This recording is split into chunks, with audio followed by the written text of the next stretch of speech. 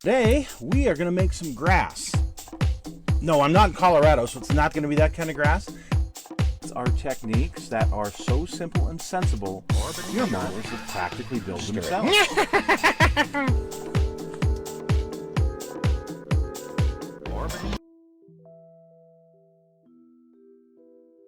It's Mad Dog Merv. So, in part one of our Tale of Two Knuckleheads, well, there was me and the Cougars, and actually, we didn't cover all of them. There was a couple that I got in there for parts purposes. The one was a 68 XR7 with, it was red with a white leather interior and it was just all torn up. Actually bought it out of a junkyard for like 250 bucks. Anyway, it wasn't really worth mentioning because I didn't have it that long. I just bought it for parts, used a couple parts, and sold it.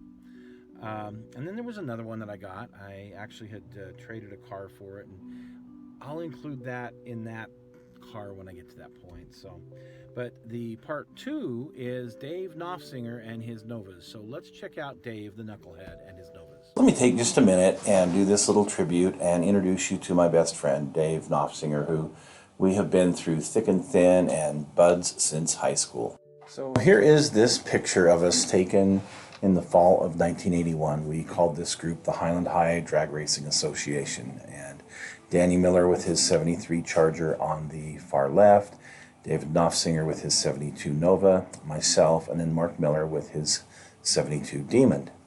And I've known Dave since, well, our freshman year in high school. We actually met in a small engines class where I met several of my friends. And I had my car when I was 14 years old, my very first car. And I brought it up to Highland, and I was going to do some work on it. I think it was headers I was trying to put on it. And Dave actually volunteered to come up and help, which was really nice of him. By our sophomore year in high school, Dave and I both worked as what was called a sweeper boy at one of the local elementary schools. And we had a lot of fun together. Here's some pictures of when we had a lot of fun together after high school. But anyway, we did have a lot of fun together in high school. And he got his first car a few months after I got my first car. Dave's mother had owned and driven this 1972 Chevy Nova. Of course, this is a little bit after Dave got it, but it was blue in color, white painted top. And Dave got it from her when he was 15. Immediately did the same thing I did, went and put some slotted mags on it and some air shocks, and who cares what it run like as long as it looked good, right? Because we worked together and we worked on cars together, and well, we did a whole lot of things together. Dave and I spent an enormous amount of time in each other's lives, and I got to know his parents very well. I was very sad when particularly his dad passed away, because I really liked and admired his father, who was a steel worker. But Dave and I had this passion for cars, me for the Cougars and Dave for the Novas, and he really liked the Chevys. My favorite stories that he tells about me is that one day he was driving with his mother. He was in the passenger seat of a car, and they were headed towards Highland High School early one morning for driver's ed.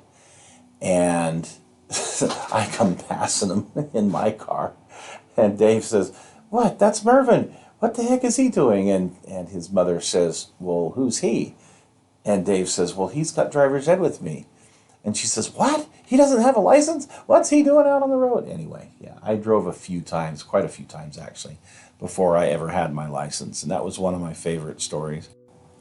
One thing that, thank goodness, Dave doesn't hold against me is I did introduce him to his first wife.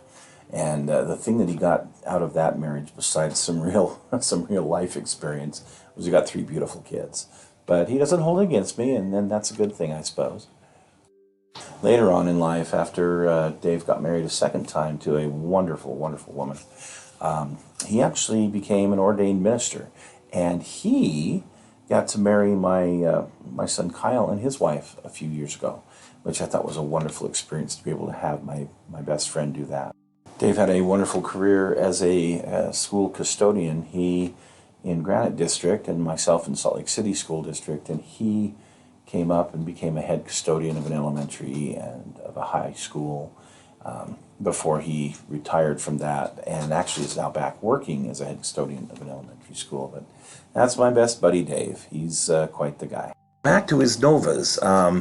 Shortly after he got it painted, and it was painted a 1969 Corvette blue is what he painted it. But he was going to put a vinyl top on it and never did.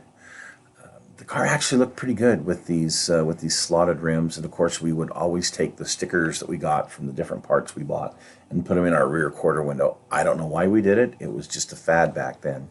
But Dave took and blacked out the grill on the car, and I think the car looked very, very cool this way.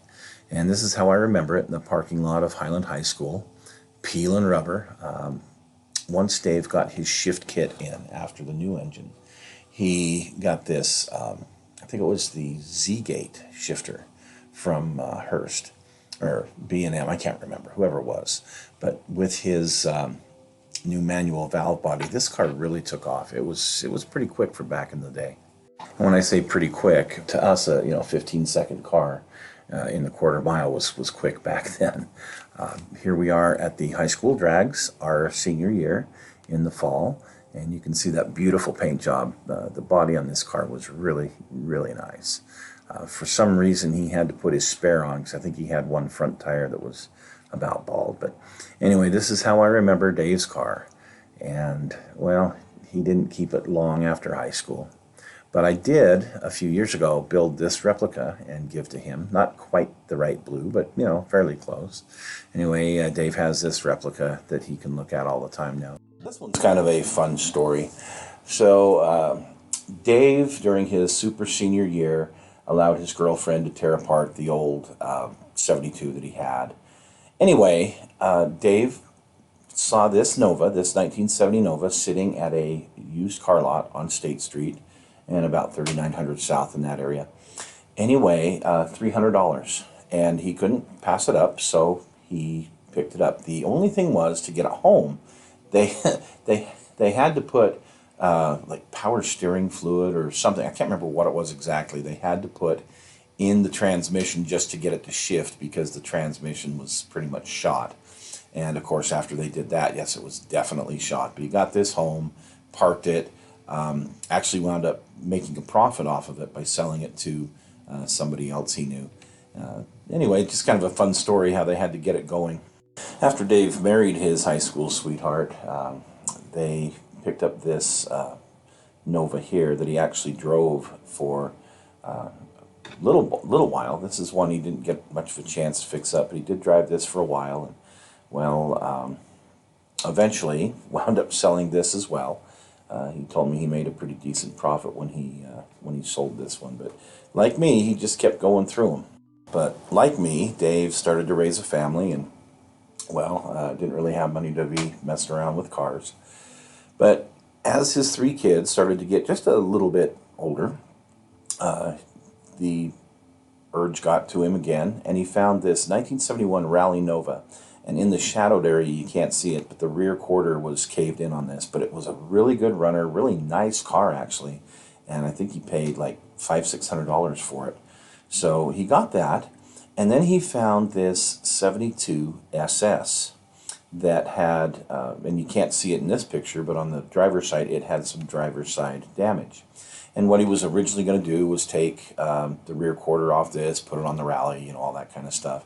Decided he wanted to keep both cars, and got front end off like a 74 and put on this thing. Anyway, he wound up selling both cars and getting rid of both of them in one lump sum. Shortly after getting rid of those two, we found this particular Nova. It wasn't a true SS, but it had these markings on it. The body was really straight, but it had a really, really good engine. And we were thinking of fixing this up, but then Dave found a 72 that had a perfectly straight body that had some SS stuff on it, and he decided to go ahead and, well, we called this, not this car, but we used the engine out of this car and put it in what became known as the 90-day wonder. Because when we started the whole project with these 2 cars, we wondered what it was going to look like in 90 days. But we hit it really hard, pulled the engine out of here, and you can see Dave's cute little kids. They're on this particular Nova. He actually sold this after we got rid of the engine out of it. And this is the car that, we don't have a picture of it before. This is the one with the 3-speed on the wound up being on the floor, but this 3-speed that we had taken that engine and put it into this car. I painted it for Dave, a 1969 Cadillac Nottingham Fire Mist Metallic, which absolutely beautiful color. The only problem was I painted it in a place that had one light bulb and not a lot of room, and wound up kind of striping the paint a little bit. If you saw it in the right light, I called it the Green Mamba because it it just didn't quite look right. But it was a beautiful car, and it drove very nice. It had the 3-speed stick in it. Dave did a lot of the SS work on it, and really turned out nice. Unfortunately, due to practicality reasons, it wasn't long after this that Dave went ahead and put it up for sale and sold it, but actually made pretty good money on it. So, beautiful car. Anyway, there you have it, the Tale of Two Numbskulls. The guys that had some really neat cars, and well, we got rid of all of them.